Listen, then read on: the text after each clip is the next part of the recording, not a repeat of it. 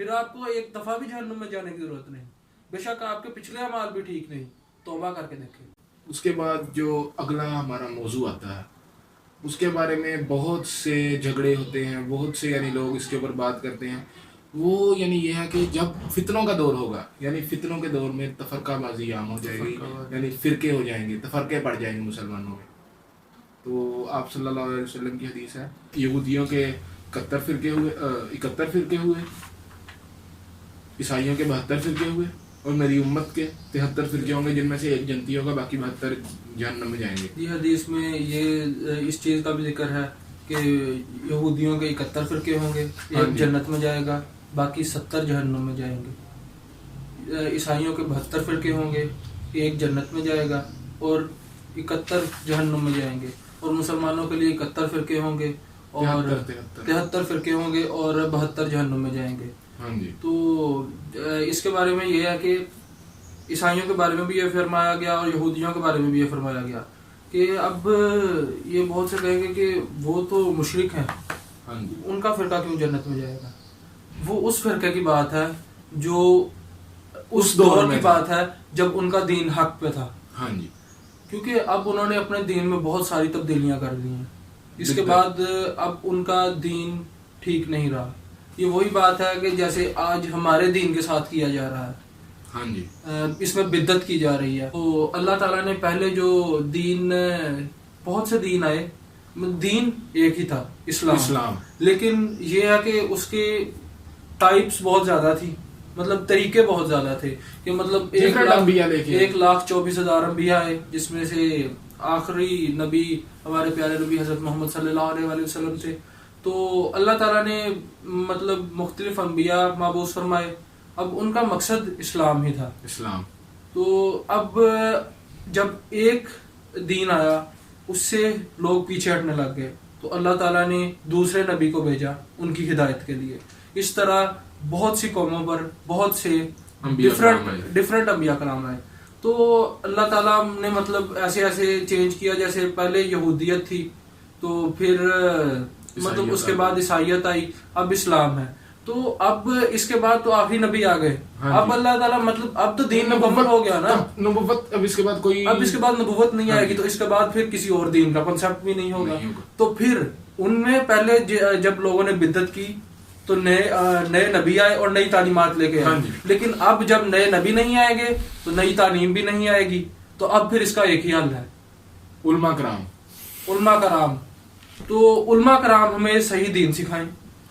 تو لیکن جو آج کل کا دور ہے اس میں کیا ہو رہا ہے کہ علماء کچھ مطلب غلط، ان کے عقائد بہت غلط ہو چکے ہیں۔ اب اس کی نبی پاک صلی اللہ علیہ وسلم کی بھی حدیث تھی، اللہ جو انسا ہے وہ دین کا علم یعنی انسانوں سے چھین نہیں لے گا، بلکہ دین کا علم اس طرح کچھ جائے گا، یعنی مفہوم بتا رہا ہوں حدیث کا، کہ علماء کرام کی وفات ہو جائے گی۔ جب علماء کرام کی وفات ہوگی تو لوگ ایسے عالم بن جائیں گے جو جاہل ہوں گے، جنہیں علم نہیں ہوگا، اور وہ ایسے جاہل فتوا دیں گے اور لوگ ان کے اوپر یقین کری جائیں گے، وہ خود بھی آگ میں جائیں گے اور اپنے فالوورز۔ اب تفرقہ بازی کیا ہے کہ انہوں نے بہت سے فرقے بنائے ہوئے ہیں۔ اب یہ کچھ لوگ، جب فرقوں کو غلط کہا جاتا ہے تو یہ کچھ لوگ اس حدیث کو ہی بیان کرتے ہیں کہ آپ صلی اللہ علیہ وسلم نے فرمایا کہ میری امت کے، وہ لوگ 73 کی بھی بیان نہیں کرتے، وہ کہتے ہیں آپ صلی اللہ علیہ وسلم کی حدیث تھی کہ میری امت کے 72 فرقے ہوں گے، 72 فرقوں کی حدیث بیان کی جاتی ہے، جبکہ حدیث 73 کی ہے، اور اس میں یہ بھی کہا گیا ہے کہ 72 آگ میں جائیں گے اور ایک اور اس کا نام بھی دیا گیا ہے الجماعہ، اور اس کے بارے میں یہ بھی بیان کیا گیا ہے کہ جو میری سنت پہ عمل کریں گے۔ تو ہر فرقہ پھر اپنے فرقے کو الجماعہ کہتا ہے، کہ ان کا کہنا یہ ہے کہ آپ صلی اللہ علیہ وسلم نے ہم سے یہ مثال ہمارے لیے دی ہے، جبکہ اس میں صرف سنت نہیں ہے، آپ نے حدیث بھی دیکھنی ہے، سنت بھی دیکھنی ہے، اور سب سے پہلے مطلب جو سب سے امپورٹنٹ ہے کہ قرآن میں کیا ارشاد ہے۔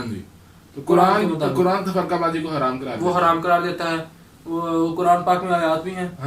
ایک آیت ہے سورہ انعام میں، ان الذین فرقوا دینہم وکانوا شیعا لست منہم فی شیء، اے نبی پاک صلی اللہ علیہ وسلم، جن لوگوں نے اپنے دین کو ٹکڑے کر لیا اور اسے گروہوں میں بانٹ لیا، آپ ان میں سے کچھ بھی نہیں, یعنی ان کی رفاقت سے آپ کو کوئی سروکار نہیں. ہاں جی, جن کی رفاقت آپ صلی اللہ علیہ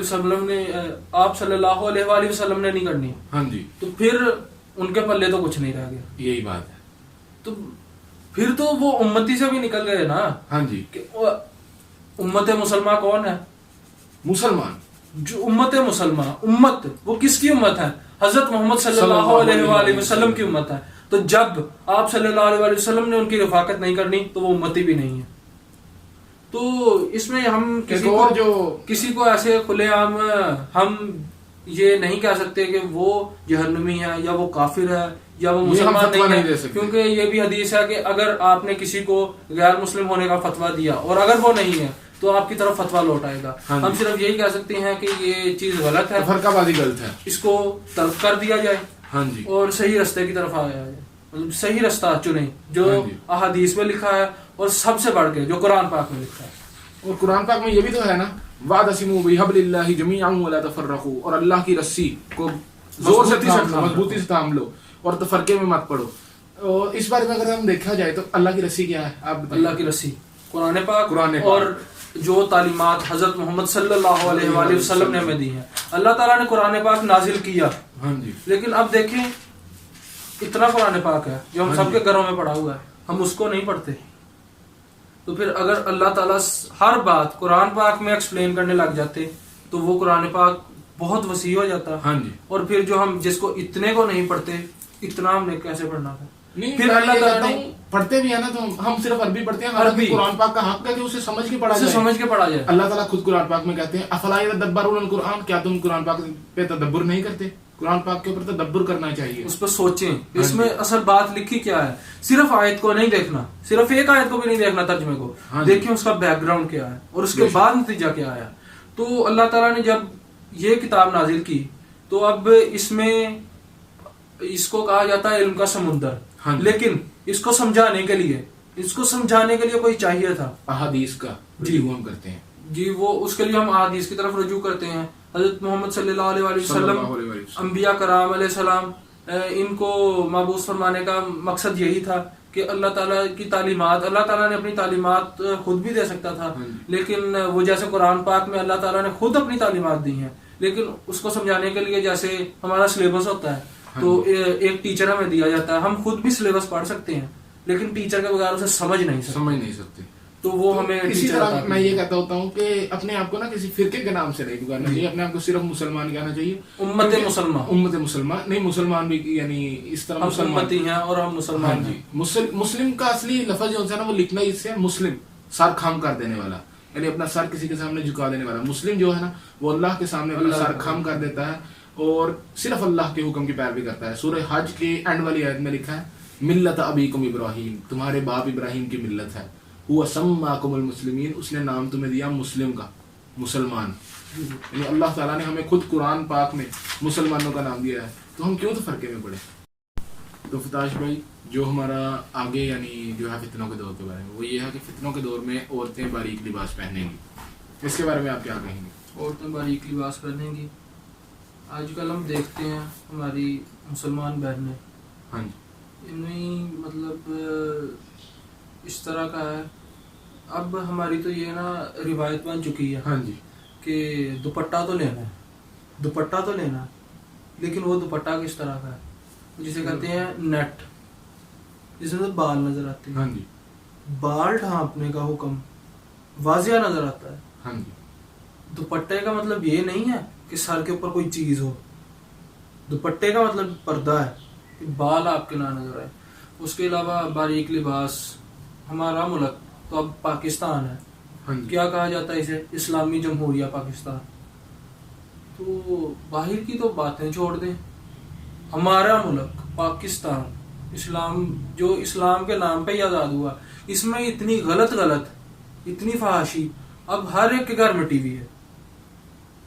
اب انسان, اب جو مرد ہے نا, ہاں جی, اس کا دل آٹومیٹکلی مطلب سمجھ لیں مرد کی فطرت میں ہے کہ وہ اٹریکٹ ہوتا ہے. بے شک. تو اب ہر طرف موبائل پہ ہم یوٹیوب, انسٹاگرام ریلز وغیرہ سکرول کریں تو اب اس میں بے شک اچھے چینل ہم نے کھولے ہیں ہاں جی، لیکن کہیں نہ کہیں کوئی نہ کوئی ایڈ آ جاتا ہے، بے شک بے حیائی اس میں بھی ہے، پھر ادھر سے کسی نہ کسی کا مطلب دل کسی دوسری طرف چلا جاتا ہے، پھر اسی طرح انسان جو ہے وہ پھر یہی کہتے ہیں نا کہ علم اٹھا لیا جائے گا، جب آپ نے علم کی طرف دھیان ہی نہیں دینا، ہاں اس جی، علم سے خود ہی پیچھے ہٹنا ہے، تو پھر علم میں ادھر رہ کے علم میں کیا کرنا ہے، پھر اس طرح تو یہ علم کی بے حرمتی ہے.